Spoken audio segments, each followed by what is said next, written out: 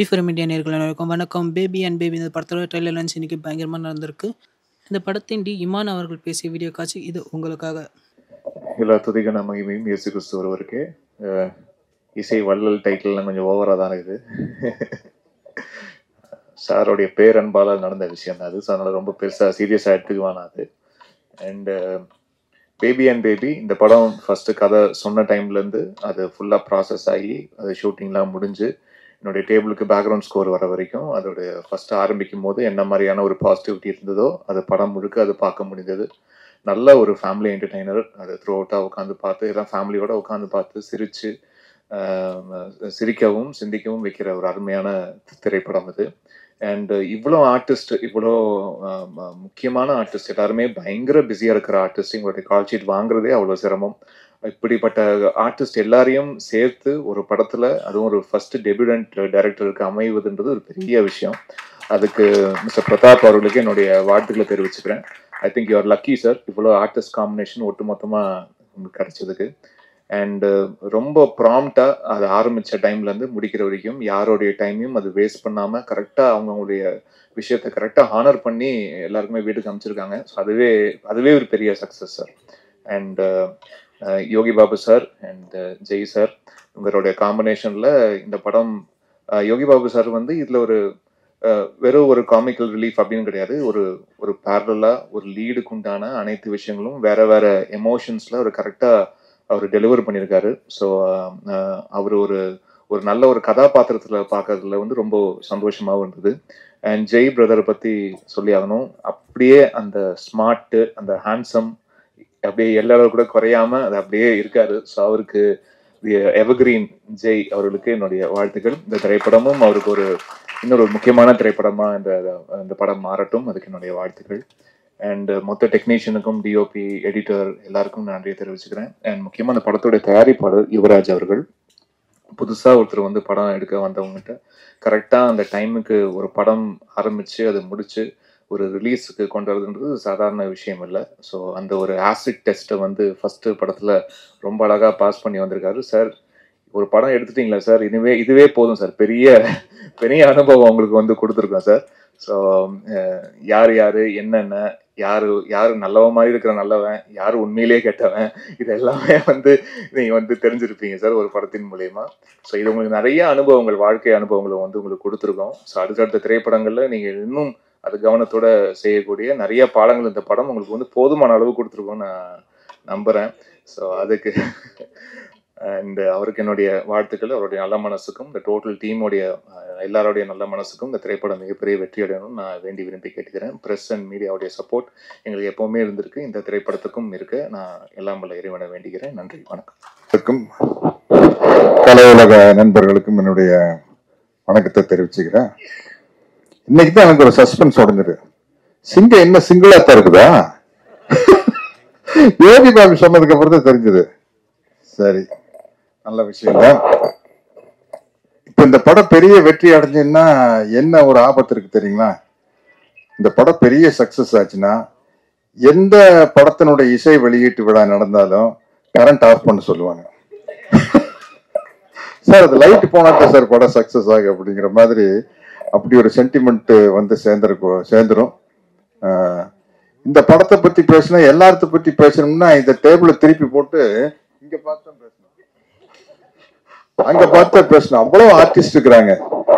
இது உண்மையிலேயே இந்த அளவு கேதர் பண்றது பெரிய கஷ்டமான விஷயம். என்ன இதுல இருக்கிற அவ்வளவு பேர் பயங்கர பிஸியான ஆர்டிஸ்ட். இன்னைக்கு நான் திரும்ப கேட்டேன், தம்பி யோகி பாபு கண்டிப்பா வந்துருவாரான்னு கேட்டேன். என்ன அவ்வளவு பிஸியா இருக்கிற ஆளு கரெக்டா வந்துட்டாரு. மற்றவங்க எல்லாரும் எங்கெங்கயோ மாட்டிக்கிட்டு இருக்காங்க.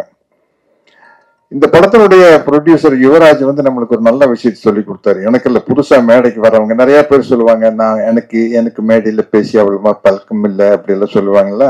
அது உங்களுக்கு என்ன மொழியில வருதோ அப்படி பேசிட்டு போக வேண்டியதான். அவர் அடிச்சாரு பாருங்க, நான் வந்துங்க முதல் படங்க இப்படித்தானுங்க எடுத்துனுங்க, அப்புறம் படம் எடுக்கும் போதுதானுங்க தெரிஞ்சதுங்க, படம் பாக்குறதுக்கு வேணா சுலபமா இருக்குங்க, எடுக்கிறது வந்து பெண்டு கரண்டு போங்க. அவ்வளவுதான். அதனால வந்து எல்லாருக்கும் சொல்றேன், எனக்கு இந்த மேடை புதுசு, மைக்கில பேசி புதுசு அப்படிலாம் நீங்க சொல்ல வேண்டிய அவசியமே இல்லை. யுவராஜ் மாதிரி நம்மளுக்கு என்ன வருமோ அடிச்சு கிளப்பிட்டு போயிட்டே இருக்க வேண்டியதான். அதையே தான் நம்ம டைரக்டர் பிரதாப் பண்ணாரு. பெரிய விஷயம். இவ்வளவு ஆர்டிஸ்ட சேர்த்து வச்சு இப்படி ஒரு படம் எடுக்கிறது. எனக்கு என்ன ஒரு ஒரு ஒரு பேட்டர்ன் படம் வரையில நம்மளுக்கு சில படங்கள் வெற்றி அடையில நம்மளுக்கு ஒரு சந்தோஷம் கிடைக்கும் இல்லையா? அது மாதிரி இப்ப இந்த மதகஜராஜாவும் குடும்பஸ்தனும் ஓடுறது வந்து ஒரு சரி, இப்ப ஜனங்களுக்கு ஒரே ரத்தம் கொலை அதே பார்த்து பார்த்து இந்த மாதிரி ஒரு குடும்ப படத்தை ஜாலியா காமெடியா பாக்குறது ரொம்ப ரசிக்கிறாங்க அப்படிங்கிறது இந்த ரெண்டு படத்தின் மூலமா நம்மளுக்கு நிரூபணம் ஆயிருக்குது. அது ரொம்ப மகிழ்ச்சியான விஷயம். அதனால நானும் ஜெய்யும் ஒரு பெரிய வெற்றிக்காக காத்துக்கிட்டு இருக்கிறோம். 6 வருஷம் தானே ஆச்சு பார்ட்டி படம் எடுத்து. மதகஜராஜா 12 வருஷம் கழிச்சு கோல் போட்டுருச்சு. நாங்க பிஜில அவர் வெங்கட் பிரபு டைரக்ஷன்ல பார்ட்டின்னு ஒரு படம் நடிச்சோம். ரொம்ப ஜாலியா ரொம்ப என்ஜாய் பண்ண. 12 வருஷம் ஆச்சு சார் அப்படின்னு. ஐயோ 12 வருஷம் ஆகி போச்சா அப்படிங்கிறது அப்ப வரையில தான் நம்மளுக்கு தெரியுது. அதே மாதிரி நம்ம நல்ல பட்டம் கொடுத்தீங்க, இசை வள்ளல். இல்ல அது சில சமயத்துல அந்த இமான் அப்படின்னு பேர் இருக்கையில இசை வள்ளல் இமான் அப்படின்னா நம்மளுக்கு ரொம்ப பளிச்சுன்னு இருக்கு இல்லையா? அது மாதிரி இந்த படத்துல நிறைய அழகான ஹீரோயின்ஸ் நடிச்சுக்கிறாங்க. நானும் கூட இந்த படத்துக்கு ஷூட்டிங் போயிட்டு ஒரு கெத்தா போனேன். என்னன்னா, அஜித் விஜயோட ஹீரோயின் தாப்பா நம்மளுக்கு ஜோடியா நடிக்கிறாங்க. நம்ம இன்னும் யூத்து தான். யாருப்பா உங்களுக்கு ஜோடியா நடிக்கிறீங்கன்னு கீர்த்தனாங்க. விஜய் கூட அஜித் கூட எல்லாம் ஜோடியா நடிச்சவங்க இப்ப எனக்கு ஜோடியா நடிக்கிறாங்க அப்படின்னு. பட் அது அவங்களுக்கு சந்தோஷமா இருந்ததுன்னு தெரியல. அதையும் யோசிச்சுக்கணும் இல்லையா? மட்டும் சந்தோஷமா இருந்தது அப்படின்னு சொல்றாங்க. ரொம்ப மகிழ்ச்சி. இந்த மாதிரி படங்கள் ஓடுறது வந்து ஒரு இப்ப சினிமாங்கிறது ஒரு என்டர்டெயின்மெண்ட் தானே. உள்ள போனோம், ஜாலியா சிரிச்சோம், வந்தோம் அப்படிங்கிறது ரொம்ப முக்கியமான விஷயம். அதே மாதிரி இந்த படத்துல வந்து அவ்வளவு இந்த ஷூட்டிங் ஸ்பாட் வந்து ரொம்ப கலகலப்பா இருந்தது. யோகி பாபு சொன்ன மாதிரி கவுண்டமணி அண்ணன் கூட நடிக்கல சிரிச்சுக்கிட்டே இருப்போம். எல்லா வசனத்தை மறந்து அப்புறம் நாங்களே சொந்தமா வசனம் பேசுறது.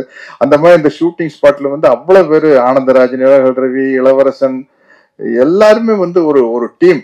இது வந்து அவ்வளவு ஜாலியா இருந்தது. அவ்வளவு பேர் இங்க வந்திருந்தாங்கன்னா இன்னும் ரொம்ப சந்தோஷமா இருந்திருக்கும். நிச்சயமா இந்த படம் வந்து ஒரு பெரிய வெற்றி அடையும் அப்படிங்கிற நம்பிக்கை இருக்குது. நல்ல உள்ள ஒரு வெள்ளந்தியான தயாரிப்பாளர் கிடைச்சிருக்காரு. ஆனா உஷாரான ஆள் தான். உஷாரான ஆள் தான். அவரே வந்து ஒவ்வொரு ஆர்டிஸ்ட் இந்த கேரக்டருக்கு இவங்க நல்லா இருக்கு, அந்த கேரக்டருக்கு அவங்க நல்லா இருக்குன்னு சொல்லி பட்ஜெட் அவரே ஏற்றி விட்டாரு. அதனால பிரதாப் உங்க மேல பொல்லா போறாது. ஏன்னா வந்து இவ்வளவு பேரையும் வச்சுட்டு அவ்வளவு சிக்கனமா படம் எடுத்தாருங்க. சொன்ன டைம்ல டக்கு டக்குன்னு எடுத்து யாராரு எப்படி அந்த டைரக்டருக்கு வந்து அந்த எடிட்டிங் நாலேஜ் இருந்துருச்சுன்னா ரொம்ப முக்கியம். அதுதான் ஒரு படத்தை சீக்கிரமா டைரக்ட் பண்ணி முடிக்கிறதுக்கு அந்த எடிட்டிங் நாலேஜ் இருந்தா வந்து, இல்லைன்னா 5 நாள்ல எடுக்கிற சீனை 10 நாள் எடுத்துக்கிட்டு இருப்போம். அது இல்லாம ரொம்ப சிக்கனமா எடுத்து நல்லபடியா முடிச்சிருக்காரு. எல்லா வகையிலையும் ஒரு சந்தோஷமான படம் எனக்கு. இந்த படத்தினுடைய வெற்றிக்காக நானும் காத்துக்கிட்டு இருக்கிறேன். நன்றி, வணக்கம்.